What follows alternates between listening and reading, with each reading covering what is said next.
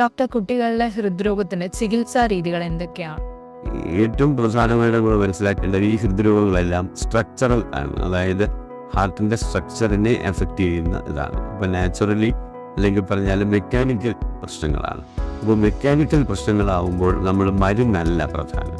മെക്കാനിക്കലായിട്ടുള്ള പ്രോബ്ലത്തിനെ നമ്മൾ സോൾവ് ചെയ്യണം. ബാക്കി നമ്മൾ മരുന്ന് കൊടുക്കാൻ, ആ മരുന്ന് കൊടുത്താൽ ഇമ്പ്രൂവ്മെൻറ്റ് വരും.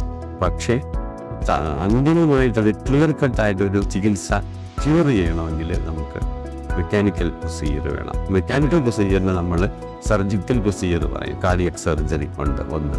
2 കത്തീറ്റർ ട്രീറ്റ്മെൻറ്റ്, അതായത് സർജറി ഇല്ലാതെ നമ്മുടെ ഞരമ്പുകൾ വഴി ഒരു ഡിവൈസ് അപ്ലൈ ചെയ്ത് ഹാർട്ടിൻ്റെ അവിടെ ചെന്നിട്ട് അവിടുത്തെ ഒന്നുകിൽ ഹോളാണെങ്കിൽ ഹോൾ അടയ്ക്കുകയോ ബ്ലോക്ക് ആണെങ്കിൽ ബ്ലോക്ക് മാറ്റുകയോ ചെയ്യുന്ന സംവിധാനത്തിനെയാണ് കത്തീറ്റർ ചികിത്സ. അപ്പോൾ ഉദാഹരണമായിട്ട് ഈ കോംപ്ലക്സ് അല്ലാത്ത ഹാർട്ടിൻ്റെ അസുഖങ്ങൾ പലപ്പോഴും കത്തീറ്റർ ചികിത്സ വെച്ച് പറ്റും. ASD എന്നൊരു ഹോളുണ്ട്, VPD എന്നൊരു ഹോളുണ്ട്, പിന്നെ പൾമണറി സ്റ്റീനോസിസ് എന്ന് പറഞ്ഞിട്ടൊരു ബ്ലോക്ക് ഉണ്ട്. അതെല്ലാം കത്തീറ്റർ വെച്ച് പറ്റും. അതേസമയം കോംപ്ലക്സിറ്റി ഉള്ള ഹാർട്ട് ഡിസീസ്, കൂടുതൽ സങ്കീർണമായ ഹാർട്ട് ഡിസീസ്, അതിന് മിക്കവാറും എല്ലാത്തിനും കാർഡിയക് സർജറി വേണ്ടി വരും.